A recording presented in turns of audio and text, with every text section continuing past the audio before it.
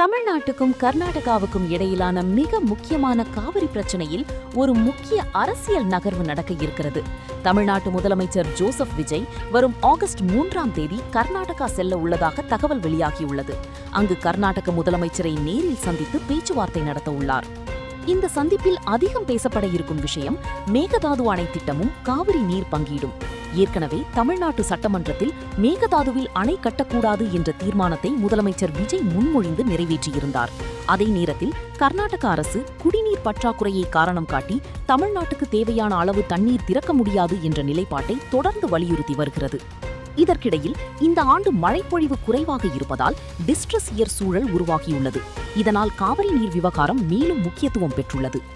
வரலாற்றை பார்த்தால் எம்ஜிஆர், கருணாநிதி, ஜெயலலிதா ஆகிய முன்னாள் முதலமைச்சர்களும் சட்ட போராட்டத்துடன் சேர்த்து கர்நாடக முதலமைச்சர்களை நேரில் சந்தித்து டிப்ளமசி மூலம் தீர்வு காண முயன்றுள்ளனர்.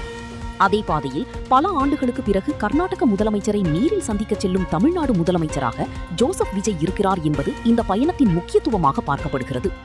இந்த சந்திப்பில் காவிரி நீர், மேகதாது அணை மட்டுமல்லாமல் தமிழ்நாடு கர்நாடகா இடையிலான பிற நிலுவை பிரச்சினைகளும் விவாதிக்கப்படலாம் என எதிர்பார்க்கப்படுகிறது. இந்த நேரடி பேச்சுவார்த்தை காவிரி பிரச்சினைக்கு ஒரு புதிய தீர்வின் தொடக்கமாக அமையுமா? உங்கள் கருத்தை கமெண்டில் பகிருங்கள். மேலும் இதுபோன்ற முக்கிய அரசியல் அப்டேட்டுகளுக்கு ரூட் நியூஸை பின்தொடருங்கள்.